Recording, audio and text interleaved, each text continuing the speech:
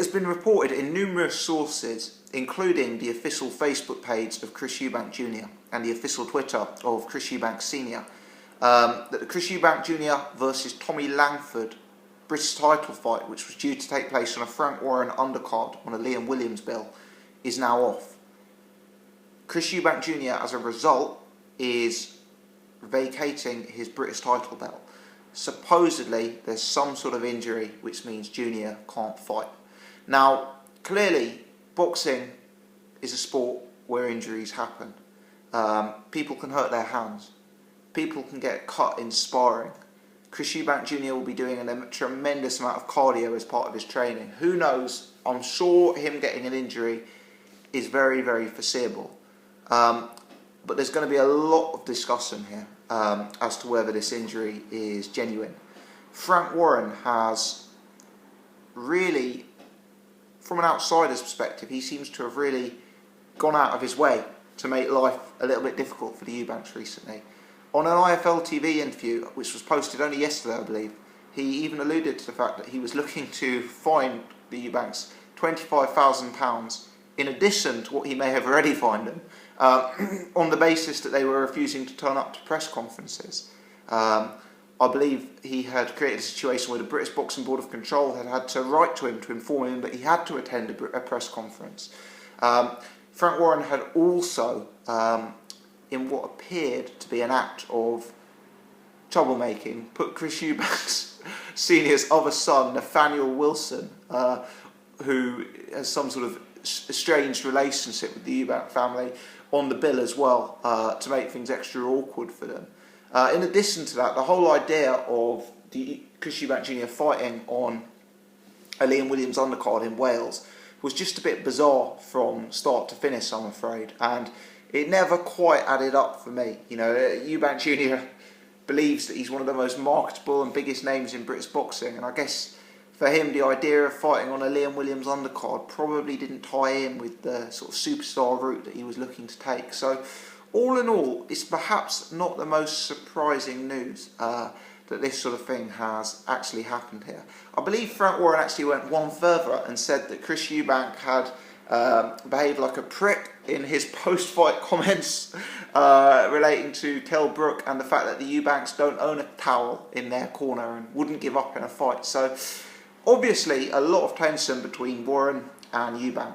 Clearly this is stemming from the extended negotiations and time wasting that seemingly occurred during negotiations trying to make a mega fight between Billy Joe Saunders and Chris Eubank Jr. as a rematch. So interesting situation here. I don't think in boxing you can ever completely discount an injury, because as I've said, that's the nature of the sport.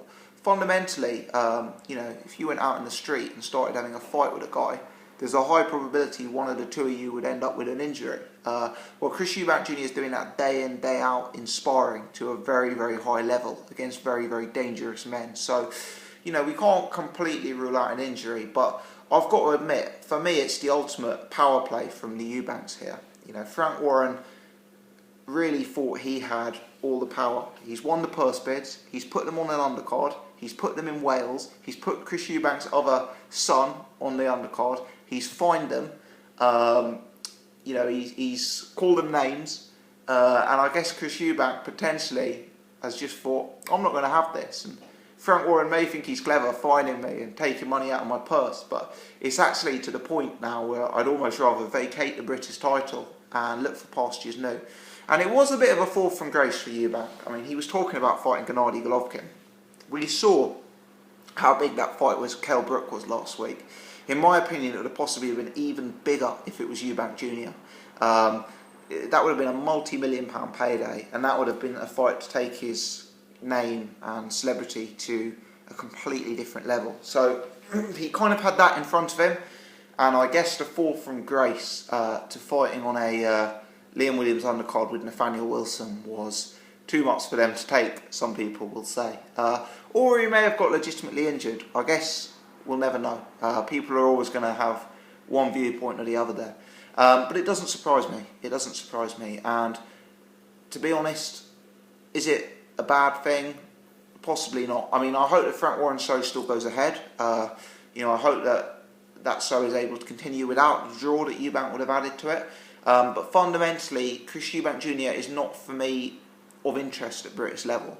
He's proved time and time again that he's above British level. We've seen how he deals with Spike O'Sullivan and Nick Blackwell.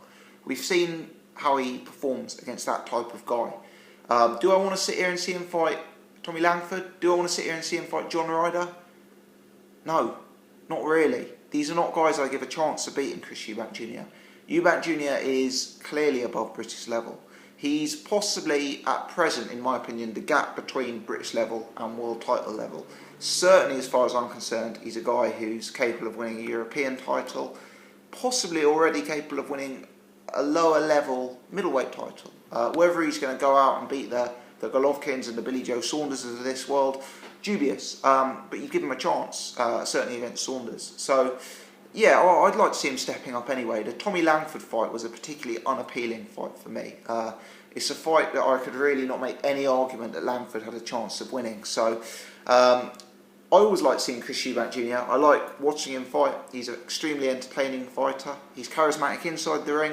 He's charismatic outside the ring. And I know it frustrates people. I really enjoy the antics of him and his father and all of the gamesmanship and the press conferences and that sort of thing. It builds the hype and gets me excited. So, I always like to see him fight. But in the long run, we'll have to see what happens. I have always maintained that the best place for the Eubanks is Sky Sports, and I believe he's not far off becoming a Sky Sports pay-per-view fighter and being able to have a not dissimilar profile and not dissimilar financials to the likes of Anthony Joshua. What he's going to have to do, though, is win the fights. I mean, we've seen him come up slightly short against Billy Joe Saunders before, and he's got away with that. That hasn't negated his perception, that hasn't damaged his image. But he's got to win it next time out. If it's Billy Joe, he's got to win it. If it's Danny Jacobs, he's got to win it. If it's even if it's Gennady Golovkin, he's got to perform. But fundamentally, Eubank is the kind of guy who can get involved in multi-million-pound fights. And I think that with boxing as it is at present, Sky Sports pay-per-view is probably the superior platform for him to be operating on. I know there's a lot of beef between him and the Hearns after what happened over the Golovkin fight. I think Eddie Hearn will put that aside. Eddie Hearn is a very, very money-motivated individual, as we know. And with Eubank comes money, be it the father, be it the son. And, I expect that if Eubank Sr. was able to eat some humble pie, that relationship would be available to both parties again, and they could proceed where they left off. We'll have to see what happens next, but the news is basically Eubank Langford's off, Eubank is injured. I'm awaiting more details on what the injury is. If you know, please do leave your comments below, and there we go. If you've enjoyed this video, please hit the thumbs up. If you're new to the channel, please take the time to hit subscribe. Many thanks for watching.